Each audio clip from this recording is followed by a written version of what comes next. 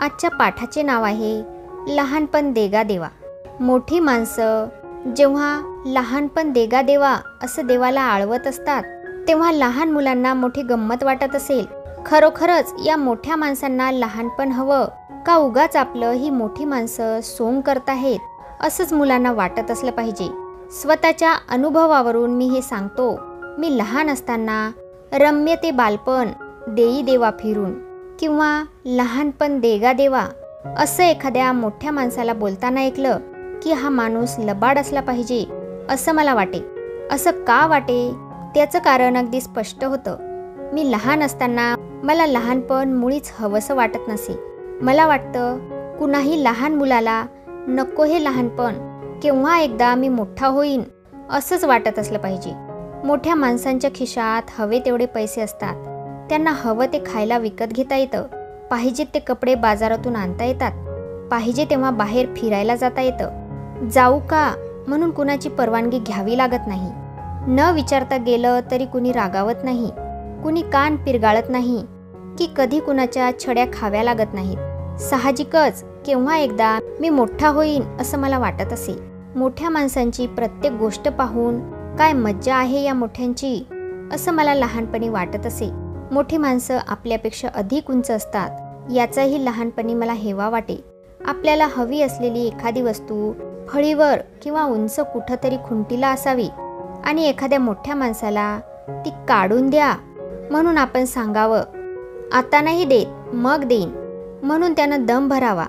असं काही झालं की नको ते लहानपण असं मला होईल आणि मोठेपण लवकर एकदा देगा देवा असं मी मनातल्या मनात म्हणत असे.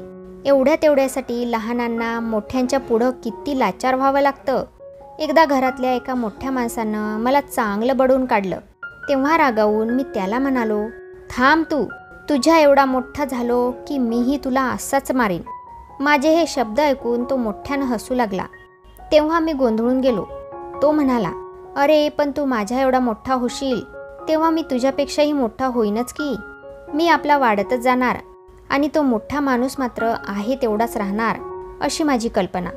त्याच्या त्या उत्तरानं मी आणखीनच लहानपणाविरुद्ध मनातल्या मनात चरफडू लागलो. या सर्व गोष्टींवरून कुणाच्याही लक्षात येईल की लहानांना लहानपण देगा देवा असं कधीच म्हणावंसं वाटणार नाही. उलट केव्हा एकदा देव आपणाला मोठेपण देईल असंच लहानांना वाटत असतं. लहानपण दे, लहानपण दे ही ओरड मोठी माणसंच करत असतात. काय मज्जा आहे पहा. लहानांना मोठं व्हावंसं वाटतं आणि मोठ्यांना लहान व्हावंसं वाटतं. बरोबरच आहे. लहानपणी मोठेपणाचे फक्त फायदे दिसतात, तोटे दिसत नाहीत. लहानपणाचे जे फायदे त्यावेळी दिसत नव्हते ते मोठेपणी दिसू लागतात आणि लहानपणाचे तोटे किंवा लहानपणी झालेला त्रास माणूस विसरून जातो असंही म्हणता येणार नाही. मोठी माणसं जेव्हा लहानपण हवं, लहानपण चांगलं असं म्हणतात तेव्हा वर सांगितलेलं लहानपण, नकोसं वाटू लागणाऱ्या गोष्टी ती माणसं विसरलेली असतात असं मला वाटत नाही. त्यांना त्यांची पुरी आठवण असते.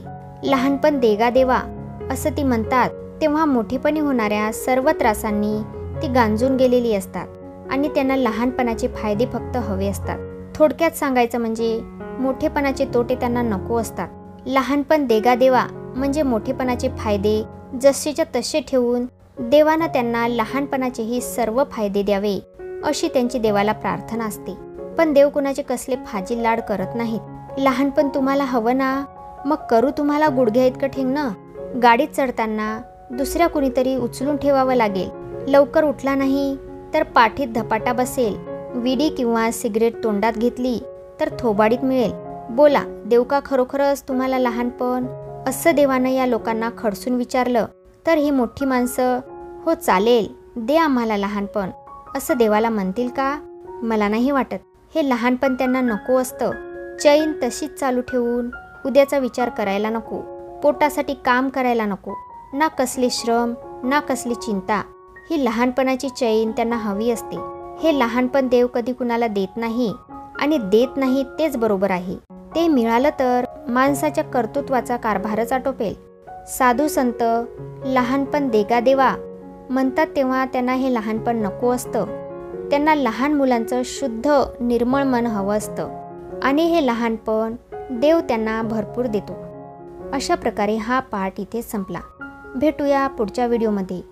तोपर्यंत धन्यवाद.